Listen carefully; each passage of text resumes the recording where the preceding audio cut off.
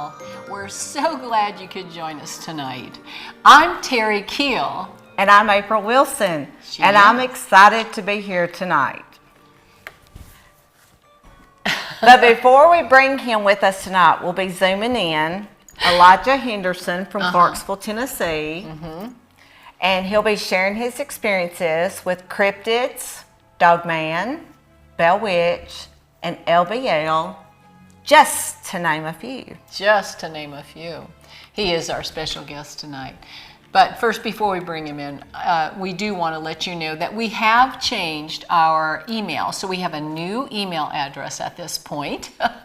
And so we'd like you to make note of this. So we are now hauntedparis@usa.com. So reach out to us with your stories and experiences and anything you can't explain or you're having any type of trouble with. We're here to help you and to help you find out just exactly what's going on. We're here every week and we do want to hear from you. So please get in touch with us.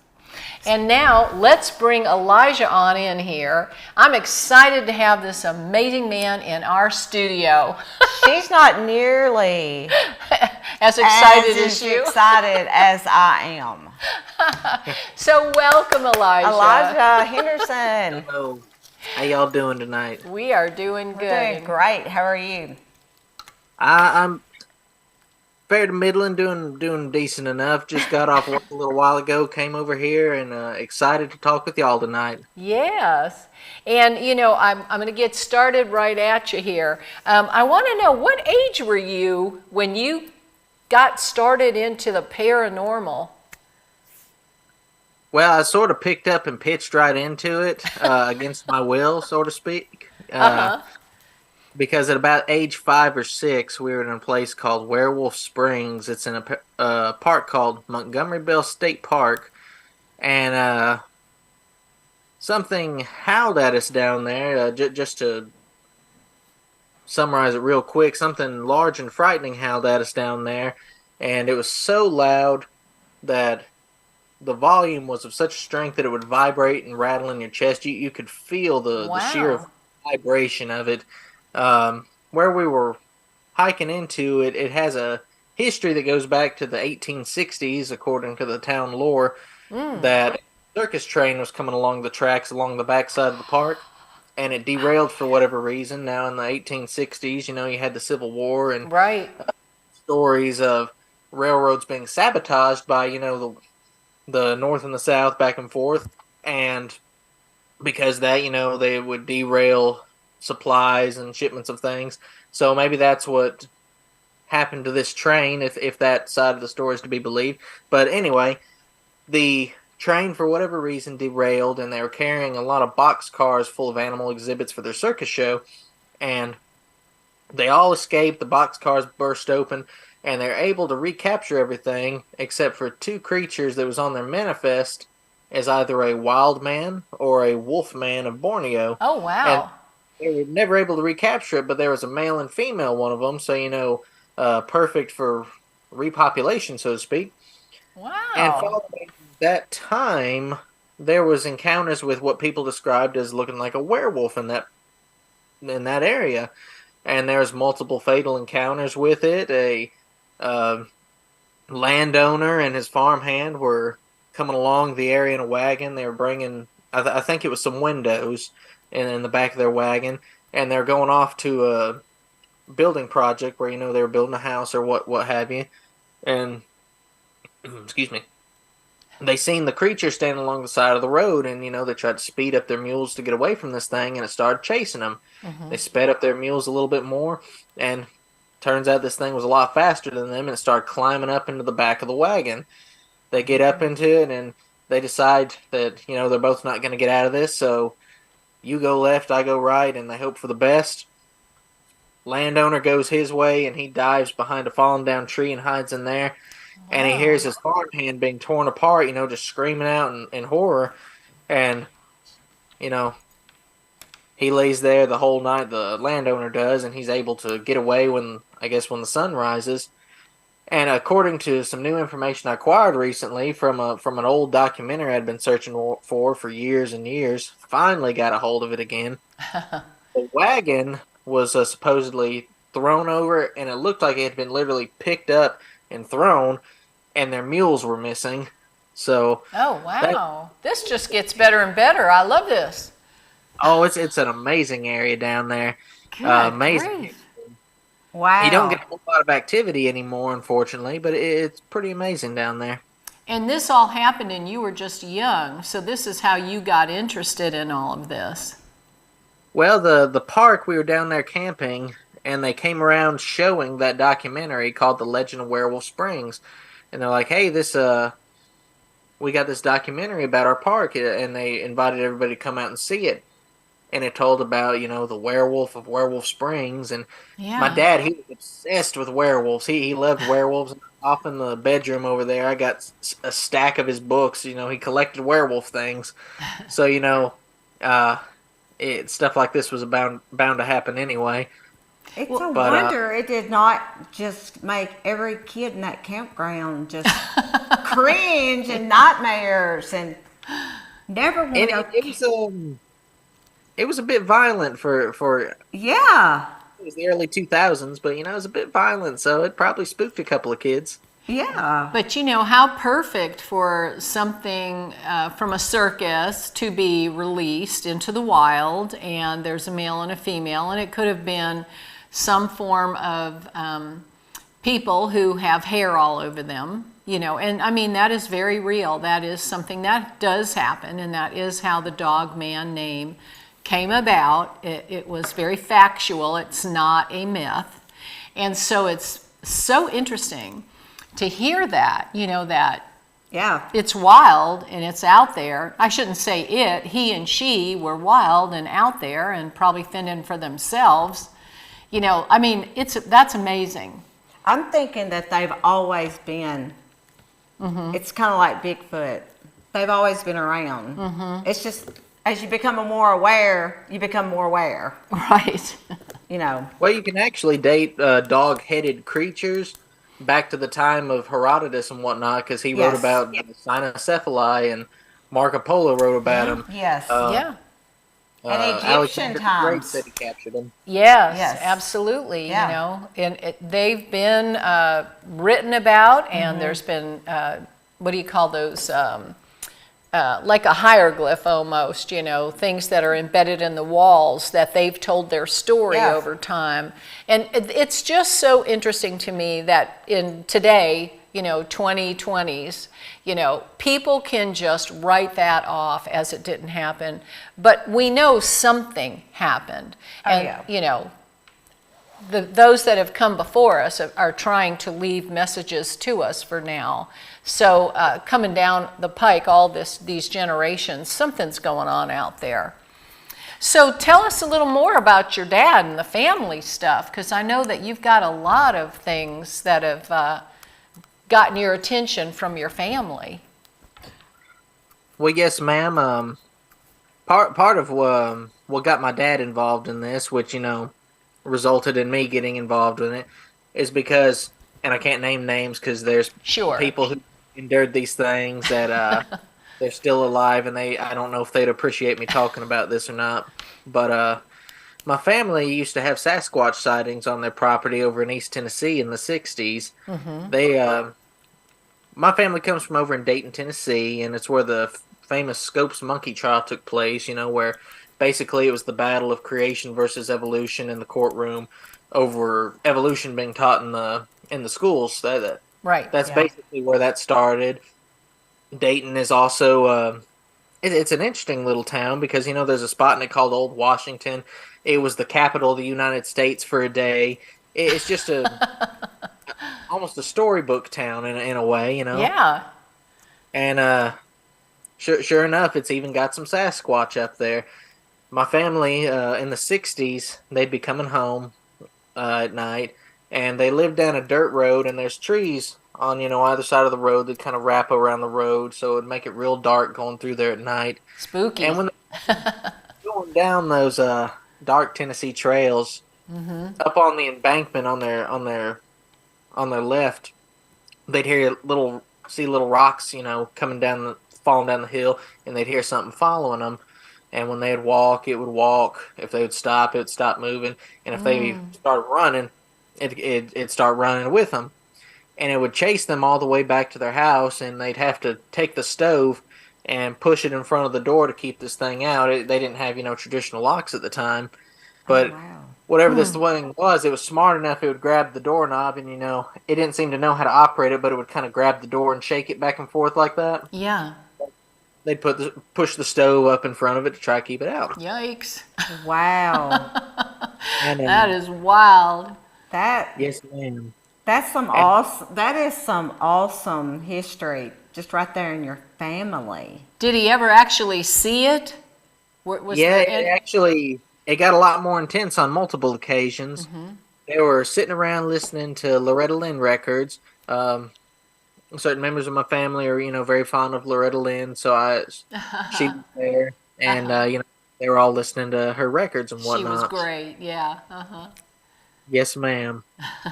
And they started hearing this raspy breathing or growling. One of the two coming from the window, and they looked over, and this thing was looking in at them, and it had red eyes, glowing red eyes, and they said it had a monkeyish looking face, but it had a wide nose like an old man, and it's standing there looking at him. I think it was told to me that it would have been about 8 foot off the ground where it would have been. Right. Mm-hmm. And this is the deep South, so they did the redneck thing, and they went outside. They were going to shoot it. Yeah, well, who could blame them? Actually, you don't know what you're looking at there. Yeah, pretty much. You never see anything like that before. But what else are you going to do? Yeah, red eyes. I might grab a gun myself. Anyway, they go outside. Nothing out there. It's already gone off. And sometime when all this was happening, my one of my aunts, she had hogs on her property, and these hogs were coming up missing. Then they thought that somebody was just some thieving peckerwood was coming and stealing their hogs from them. It was their food source. It was money. They could trade for it if they want. Right. It had a lot of uses at the time. Mm-hmm. And one of my uncles, who was one of the meanest men to ever bother daylight, he did some terrible things, and he just wasn't prone to being afraid of anything. That's just the kind of man he was. Mm-hmm.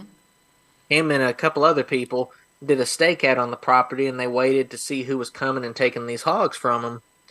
And they described that something that looked like a gorilla loped out of the woods, stepped into the hog pen, grabbed one of the hogs by the front legs, back legs, threw it over its shoulder, stepped over the fence, and back into the woods it went. And he said, "Oh my goodness! Oh my gosh!"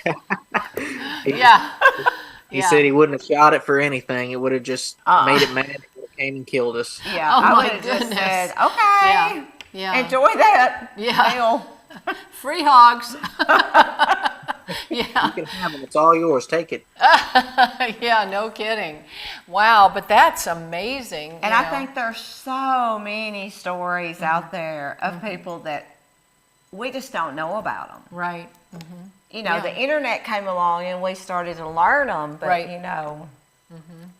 there were so many families that they lived on their land.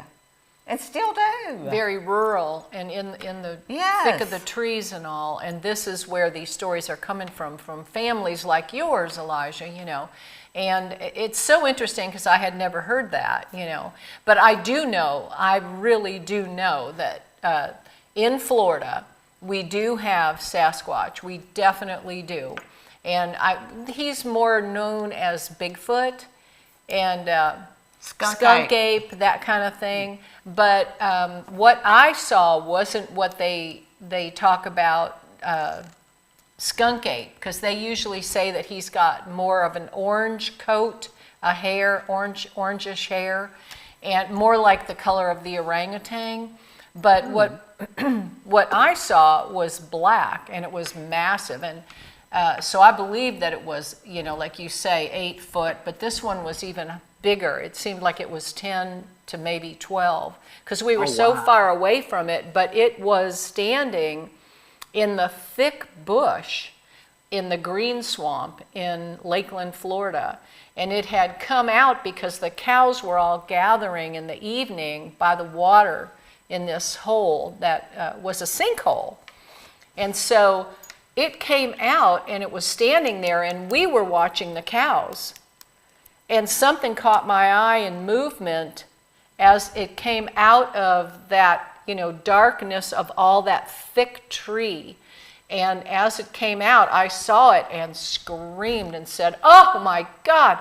And it was really big. And this head was on its shoulders. There was no neck at all. It seemed like it was just this big, massive, gorilla-ish looking type being. But you could tell it wasn't a gorilla because they're hunched over. They're very different. This thing was standing very big back and all black. I could not see any color. And Kevin, as he was looking at the cows, he didn't know what I was screaming at. And when he looked at me, I grabbed our little dog, Lovey, because we had Lovey out at the pond, that sinkhole, we call it the pond, but it was really a sinkhole water thing. And I picked her up, and I screamed when I pointed, and this Bigfoot took 2 massive purposeful steps back into the tree line. And with all that brush that was up there, they're like palm brush, it's hard to describe exactly what it was, but it's real thick. And he didn't have any problem just stepping right straight back, right straight through that. And Kevin only saw something shadowy-ish as it was going back. I picked up the dog for fear for my life. And I ran into the house. I was shaking. And I thought, oh my God, Bigfoot is real. And it was at that point I knew, I don't care what anybody has to say about it. She's a believer. There is something out there. Yeah, I became an instant believer when that happened. So, and that was not far from our property. That was literally, now the interesting thing was, it was near this place called Morris Road where several people had made reports that Bigfoot was out there. So wow. He is real. Whatever is going around in these different states, I know people describe them very differently. I don't know what your dad and them saw, but what you described, as a gorilla getting a hog, they could do that effortlessly, the size of this thing, effortlessly. Because he was very powerful, very big, very wide. So, yeah, amazing. I'm just sorry Kevin missed such an amazing encounter. Yeah, Kevin's had plenty of his own. He's got different Bigfoot things researcher on this vehicle, running all over Paris, Tennessee. Yeah, Bigfoot researcher. And I didn't even believe it. So for me to have seen that was really a profound experience, a real life changer. Because I just didn't think cryptids were for real. It seemed like it was just too out there on the fringe, You can believe but the anything world's a lot now. more fun now that they exist, right? Oh, yes. No doubt in my mind. None whatsoever. But Dog Man. So let's I still want to talk to you about a couple things. I want to talk to you about the Bell Witch, but I also wanted to talk to you about the missing people in the LBL. You know a little bit about that. You've heard some stories. Share with us about that. So me and my dad, while we did, research on that park, we were able to figure out, trace down, at least 15 to 19, 18. No, it would have been probably 15 to 18 people have come up missing or died in the LBL that have been connected in some way to a creature. The most famous being the family of 4 in the 80s that was attacked and killed by something. That's the most well-known down there. That story has a lot of traffic, a lot of variations to it. Yeah, you know about that, don't you? Didn't I remember your dad? There was a witness that came forward that confirmed that story. I watched that show. Ma'am, you're talking about Roger. Yes. Oh, okay. From Indiana. The family was from Indiana. Or he lives in Iowa now. Let me say that. Oh, okay. But Well, I think you're right. I think he was like in Indiana at the time, if I'm not yeah. mistaken. It's been a long time since I watched that. I'm a little fuzzy on certain details, so hopefully nobody listening will be like, he got a detail wrong. He's a liar. Yeah, yeah. Well, David Paulides, who does Missing 411, talks about all these missing people that are very strangely missing. Bodies are never found. You know, they never find anything on these people. They're just missing. And there are thousands of them. And he even did a map to show you where. So Tennessee was within that area. You know, the total East Coast and the total West Coast, but in the center of the states, it wasn't, there wasn't hardly anybody. But it's in all these other areas, and in the center of the state is where all the aquifers are and underground tunnels. So it's so interesting. I love hearing about that because, you know, I think that we need more researchers going out after all of these people. And you know, David Paulides was one of the speakers with me at the MUFON Symposium this year, and boy, I listened to his presentation. It was mind-blowing. And they think that they're disappearing from not just cryptids out there, but they also believe it's UFOs, it's other things that, again, you know, sightings Portals. are seen and then people come up missing. Yeah. Yeah, like portals, Right. all kinds of stuff. I mean, like, you know, just people just, it's almost like they walk into another dimension. Right. There's really no telling what's happening to all these poor people, but there really is a lot of people going missing by strange Yes. circumstances. It just don't make sense. And they cover it up. Like Yeah. you don't, I know, I work over in that Stewart County area a lot, and there's a lots of things that go on that you just can't explain.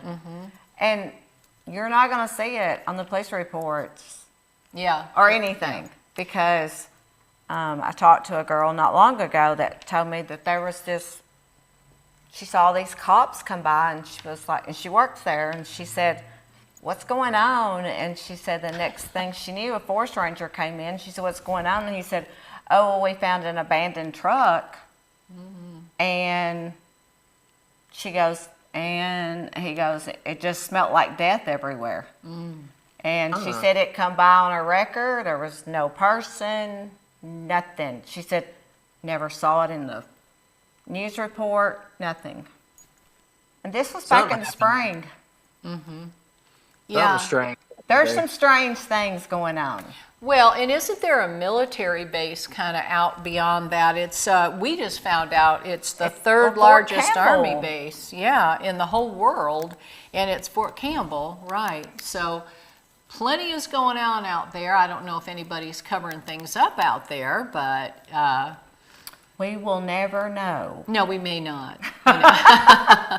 We may not get the, you know, the messages or the, what do they call that? The reports, you know, that that come from those places. Do you know? Yeah, go ahead. Okay, so this is funny. I was in this place, I was in this business in Dover, and there was an off-duty officer, and he told me that there is this hole somewhere in Stewart County, and he says it's out in the middle of nowhere. He said they've had these science teams that have came in from all over the United States. They put cameras down it and everything. They cannot find a bottom. It's endless. Wow. And I'm looking at this guy thinking, do y'all have like cross tape around it, or do y'all build a little bridge around it? I mean, you know, as people just run through a field and disappear forever. And he says, I don't even think you can see it on like Google Maps. He didn't really know where it was at, but he says it's in that area. Have you ever heard of it? I have not, but I'm very interested, and So are we. Well, Yeah. we need to be asking around. We need to be talking road trip. Yeah. I've got some connections over there that I've reached out to that because I think everybody over there is in the witness protection program. So, It's kind of a good resource for stories of all types and varieties. listen, Yeah. I'm over there a lot. I'm at the chamber a lot, and they cannot even keep a map of LBL. That's how many people are going out. Researchers from everywhere are coming to LBL, and they stop in there and they get those maps, of the area and the bays and all this other. And they said they can't even keep a map. I said, I don't think y'all have seen anything yet. For any researchers that want a good map of LBL, go to the South Welcome Station or North Welcome Station. That's where I get mine. Sold out map. That's for where we've got $5. ours. It's Yeah. great. I've got them. I bought me We've one, got a few. Kevin one, her one. We've all got them. She brought them all $5. in. Well, tell us a little bit about the Indian Mound, because, lots of stories about the Indian Mound. I know you know a few. Yes, ma'am. There's a lot of nature, a lot of greenery over there. A lot of places for something to hide. I've talked to multiple people in that area. One of them was a safety man that I work with. That's kind of a big title. A construction safety man. He's a high-ranking one, and he's found the big footprints down there. When he was living down there as a younger man. There's allegedly a haunted house down there. I had the pleasure of meeting a guy who lives next door to it the other day, and that was kind of cool. And Well, we want to know when you're ready to go because we're ready for our field trip. I'd like to see it at some point. I ain't gotten permission to see it yet, but I'd like to see it at some point, But Yeah, we would like to team up and go with you. Come on, let's all go I sometime. think Yeah, that let's would be team so up. much fun. Yeah. If I was living in Paris like y'all, I'd be down in LBL every weekend. I know. We're 30 minutes. We're just waiting for it to cool off a bit. Yes, that's it. Get rid of the snakes and, all that. Yeah. all the nasty things crawling around down there. Not Yeah. Well, okay. So, yeah, go ahead. Oh, I'm sorry. So Indian Mound, I've been going down there since I was a little boy because I have family that lives up there. They're not blood relatives, but they're grandparents to me. I've known them my whole life and whatnot. And their property, they lived on there like 16 to 18 years at this point. And they have Sasquatch on their property, and it doesn't bother them. They don't bother it.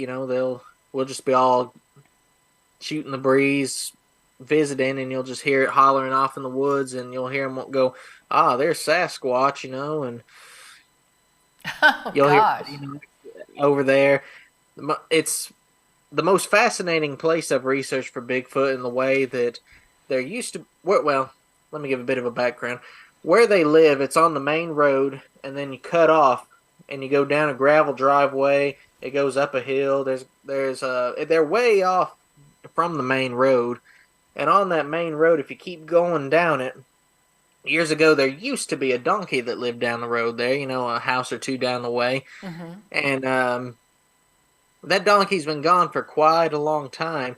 But you hear something off on this person's property imitating a donkey hollering out of the woods. There's nothing like that in the area. And the man that's like my grandpa up there, he's asked the neighbors, the people living around, 'cause it's not like like a regular neighborhood, house against house against house. There's some houses in the area and whatnot. And he's talked to one guy, and he said, "Man, you ever hear a donkey down there?" And he's like, "Yeah, but there's no donkey." Oh, Lord. He knows there's not a donkey, but he hears something down there. It's just kind of something that the people up there know about. There's something hollering like a donkey, but there's just no donkeys in the area. There's you can look on Google Maps or Google Earth, I'm sorry, and you can just see woods surrounding the places where this thing hollers from. And it does it to this day. It's just like something it does. I was down there last Saturday visiting with him. We were shooting the breeze, about all sorts of random stuff. The Saturday's the Sabbath for me, so we'll go up there and we'll have like a Bible study or just shoot the breeze about religion and whatnot. And while we're sitting around, you'll just hear that thing start braying off in the woods and be like, there's the Bigfoot. And it sounds like a donkey. But Yes, ma'am. Wow. They're known It'll for sometimes sound real mimicking. deep. Yeah, it's mimicking. Yeah, they like to mimic.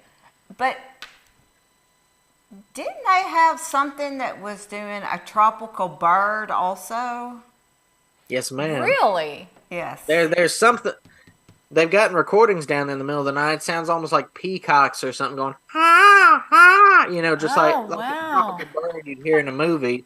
And just strange stuff. Me and my dad and a fellow researcher were down there walking along this gravel road, and we started hearing a bunch of those bird sounds hollering out of the woods.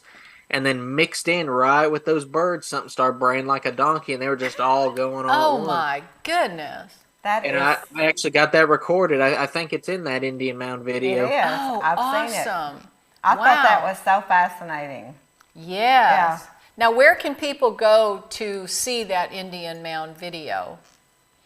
So my main platform is on YouTube. I make documentaries and post on there under Cryptid Studies Institute. I see it over here. Yep. But yeah, if anybody looks that up, they can find me. Okay, Cryptid Studies Institute. Yeah. That's good to know. Yeah.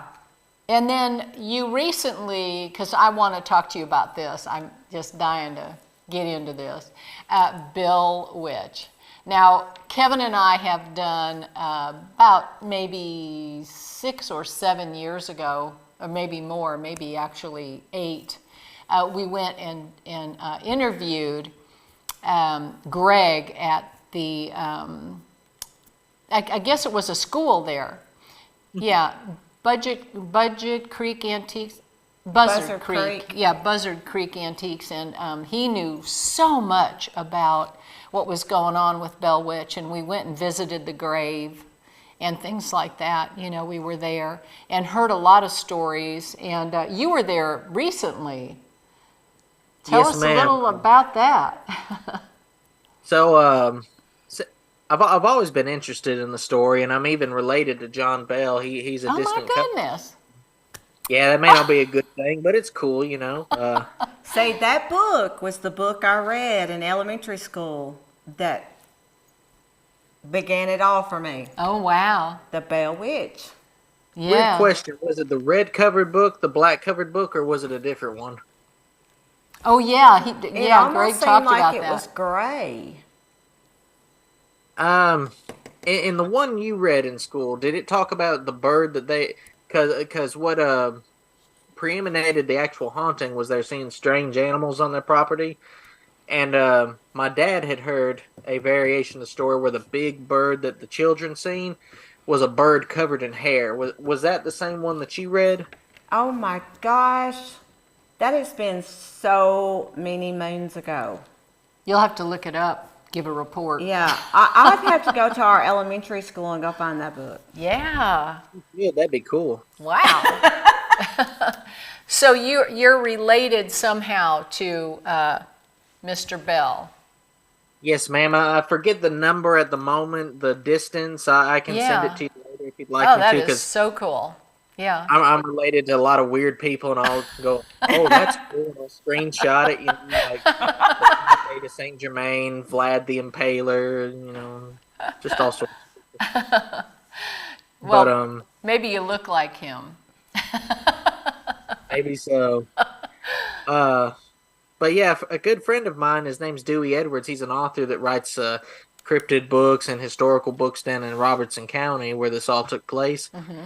He got permission to take me to where John Bell's house originally stood and where John Bell is buried to this day. And we went and seen that. It's something I've always wanted to do, but, just never really had opportunity. So it was really a bucket list item for me just to be able to go and see his grave. And, it's interesting standing at the grave, and thinking, man, I'm standing at the grave of a man who's killed by a spirit, Yes. And, the spirit stood around this grave and was singing drunken bar songs while his funeral's going on. It's kind of a weird thing to think, you know. So where his house used to be is basically across the field from where his grave is. So, you know, after that, we walked over, seen where the general region where his house was, where his well was, and lost a nice pair of sunglasses down in his well because I was leaning down looking into it, and so I guess they'll always be down there unless somebody fishes them out, you know. Oh my goodness. Well, it was your offering to your relative. There you go. There you go. I kind of wanted to kind of hold on to them glasses. I wasn't trying to offer them. It was bright that day. Oh no. Oh goodness. That is bad luck there. Had you ever heard of the Bell Witch bad luck chair? Bad luck chair? Yeah. That's at the Buzzard Antiques has the Bell Witch bad luck chair. I would have never thought about it again, but I think I have heard about it a time or two. Yeah, they've got it there, and somebody had purchased it, and they had it for a while, and so many crazy things were happening, they actually brought it back and got rid of it. So, Oh, wow. And when we were there, I was able to go down into the basement, into the cellar of this antique store, where it was actually an old high school. And so while we were down there, we had a lot of really interesting things happen. And, you know, being a demonologist, I don't have a bit of fear about any of that, you know. So I go into it looking for the history, you know, the history and also the storyline, you know, like what's been said, what's happened, and what is down here. And so, you know, we cleansed and anointed ourselves with oil to protect us, because I do believe that the Lord protects us when we go into these places. But that place was very, very interesting. I'd love to go back there sometime. It's an interesting little town, got a lot of history. Adams. Not just Bell Witch, it's got a lot of interesting stories to it. Adams, Tennessee. Dewey Edwards told me a lot of interesting stuff down there. If anybody's interested, look up his books. Does a lot in Robertson County. Yes. Have you ever been there? Have you ever been there? It's the Screamer. Yeah. Sorry? I've been through Robertson County. What is it? Is it the Screamer or something? Or is that White House, Tennessee? Near Werewolf Springs in Dixon, Tennessee, there's the White Bluff Screamer. That's it. Oh, That's wow. Tennessee is amazing, isn't it? I'm telling you. We God, have everything but an ocean. A lot of history. Yeah, that would be nice. A nice beach. We just need a beach. Yeah. Well, my goodness. So what is the tell deal us with the about White Bluff Screamer? yeah. What's the deal with the White Bluff Screamer? Yeah. Okay, so around Werewolf Springs, they got, you know, the state park up there, Montgomery Bell State Park, and just a little ways out of it, it's all kind of in the same area. You got White Bluff, and historically, and forgive me if I get a detail or two wrong, but the basic story that I heard was something like this, that it probably would have been around the 1800s when this took place, but the town lore for that area is that a man, you know, in his cabin, he kept hearing this horrible screaming coming from the woods every night. Ooh. And it kept going and going and going, this terrible screaming. And it just persisted until one night he got his gun, went off in the woods, and he was determined to find out whatever this thing was, whatever was screaming.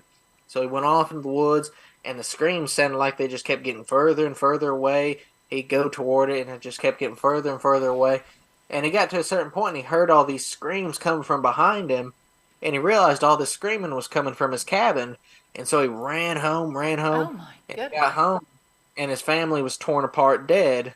Oh. And I think, and like I said, forgive me if I get a detail wrong, but he looked out his window, and he could see this white Bigfoot-looking thing out there, and it had either left like some burned up footprints in the grass or left bloody footprints in the grass, some kind of footprints in the grass. And it Bloody was would real probably be, appropriate. Yeah. right. Yeah. And I'm not really sure what would have took place after that point. Wow. That's it's weird because sometimes it's attributed more to like a supernatural, like a apparition or something, you know, and not Oh. something like a Bigfoot. And then there's more Bigfoot-like variations. I don't know. Maybe there's been paranormal things happen up there before, and then people had historical Bigfoot sightings because there is Bigfoot in the area. My dad seen 3 of them in 2009 at Montgomery Bell State Park, and people hear strange sounds up there, you know. And then there's the whole Dogman thing up in Werewolf Springs itself. So there's Right. creatures up there. Maybe the town lore was based on the fact that there was something here, and they needed an explanation for it, so they kind of elaborated on it like the circus train incident I told y'all about earlier. Maybe there was something already up here, and they needed we need an origin story for this circus train. I don't know. It's a theory. Yeah. Well, Very you never interesting. know. I mean, there's usually a story behind everything. And usually there's pieces of it that are true. Yeah. Yeah. Just got to eat the meat and spit out the bones. Yeah, there you go. I thought it was. Yeah. Well, like even Land Between the Lakes, you know, you got Dogman sightings that go all the way back to the 1700s. So, you know, it seems like there's been something here. Right. Yeah. Yeah. And But you haven't seen one yourself yet, have you? I'm still waiting for that highly coveted Dogman encounter or Bigfoot. I'll take a Bigfoot. I don't like it as much as Dogman, but I'll take a Bigfoot sighting. I know Yeah. Dogman is like really like, it is just gone crazy. Everybody. That would have to be very frightening. Although Yeah, I Bigfoot think that's is the very one frightening. thing once you see it, you'll never forget it. Like Mothman, I mean, that would have to be something flying. That would have to be ultra, ultra creepy to experience something like that. I just can't even imagine it. But yeah, it's creepy enough to have had what happened to us, you know, because when I grabbed the dog and ran in that night, it's like, how can you lock your doors tight enough? That's kind of what goes through your mind. You know, should we put furniture in front of the doors? You know, how do you lock your door tight enough for something that big and that powerful? And I was so afraid. And the fear was real, you know, very real. It's kind of a crude way to crude example, but you know, you remember in the old Michael Myers Halloween 2 movie, there was a scene of him coming up to a glass door, and he didn't smash it or anything. He just literally walked through the door. The glass shattered around him. He walked through it. You know, any one of these things could just walk through a wall if they wanted. Oh, absolutely. But I don't think that is necessarily their nature. I think that's not their nature. They just, If they wanted to get you, they could. yes. Oh, sure. Yes. Sure. But yeah. now the dog man, I don't know about. I think he's an apex predator. You know, everybody tells me you don't want to see a dog man. I'm like, yeah, I want to see a dog man. I mean, you can't help it. I mean, that's just our natural curiosity. Yeah. Some people's curiosity. But they say Yeah. there's grown military men that are still traumatized from seeing something like that. Absolutely. I could see how that would be. Yeah. Yeah. A friend of mine, she had a dogman encounter when she was real little. Is looking at her, I think, through the window, and she sent me a picture recently of what she said was a real dogman picture, what she believed to be a real dogman picture. And I was like, that thing is gorgeous. That thing's absolutely beautiful. Oh my goodness. I've heard that. I think she really gets the way I feel about him. Like, but wow, that thing's a gorgeous creature. Look at that. I've heard stories of people that, you know, they're like, it was the most beautiful thing I'd ever seen. Oh, wow. Like the fur was so shiny and the eyes just, it didn't even have to have light to make them glow. Just that amber color. just talked about how pretty it was. And then there's other people, the majority of people Yeah. are quite No traumatized. thanks. Yeah. I've seen enough. I kind of pray not to see things now. And I still have weird things happen all the time living in a pretty much haunted house. But, it's interesting, always very interesting. Never a dull moment, right? Never a dull moment. If it's not UFOs or spirits or something like that, thank God, I believe that Jesus can, we can overcome all of that. But that's the only way, is to deal with it, spiritually. But I think that's why it doesn't bother me so much now. Once you've experienced something, it makes it a little bit easier, the next time around Right. when something happens. So you're not so taken aback by it. Knowledge is power. Yeah, knowledge is power. Yeah. And knowing that we're in charge, we're in charge. So I always anoint myself and ask the Lord to cover me, and, we have these experiences. But I'm going to keep praying that we see a Bigfoot. Yeah. I'm with you there. And you probably will. Your day will come. Well, I have to say, I think we're about at the top of the hour, but have you got anything else you can share with us real quick? Well, you asked me if I'd seen a dog man. I haven't seen a dog man or a Bigfoot. There was something real strange me and my sister seen as little kids, but it's like a side story along that. I do think my sister and a friend of mine may have seen a dog man a few months ago in Land Between the Lakes. I was with them, but I wasn't looking in the right direction and missed it. If y'all would like to hear about that. Is this when y'all were streaming? Y'all were at a cabin? No, that was actually at a different point. I think we talked about it during that live See, stream. I'm a stalker. I stalk him. I've been meaning to do another one of those live streams, but But So what happened? Yeah. well, we were going down the trace. As y'all know, it's just the main road that connects the bottom from the top. And we're driving down the road. I was sitting in shotgun. A friend of mine named Matt was driving, and my sister was in the back seat. And I was shooting the breeze with Matt. I had my head turned, this way, looking toward him, talking. And we're going down the road. We're about around the middle of LBL, thereabouts. And they're like, whoa, what was that? What was that? Go back. And I'm like, what? What'd y'all see? What is it? And as it turns out, they seen something black crossing the road. They said it was kind of, I think my sister said it was kind of shaggy like a bear, but maybe not quite as long the hair. Mm-hmm. Yeah, that sounds right. Man. What was real impressive was it was about 5-6 foot long, and they said it looked like a man's back. It looked like a bodybuilder or something crossing the road. It had a hollow back like a man, like between the shoulder blades, and it was crawling across the road. My sister didn't see it, but Matt seen the pointy ears, and I think he said he's seen a muzzle. So there's nothing else down there like that. More than likely seen one. Yeah. I didn't. I kicked myself in the pants Oh, all. I bet. I was there. I missed it. I was gabbing as I tend to do, and So close and yet so far away. Yeah, where's Gabby at tonight? Because she's usually with you.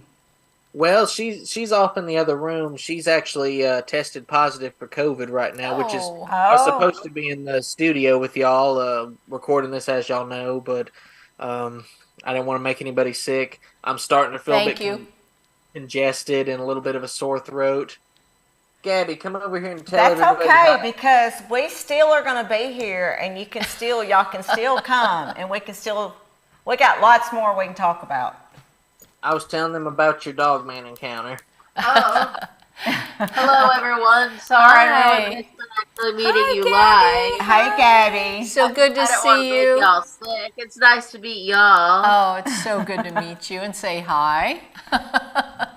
Well, we certainly will be praying for you that you will be healed and this won't take you down. And also you, Elijah, we just don't even want to know about that. So we bind and rebuke that in the name of Jesus, that COVID.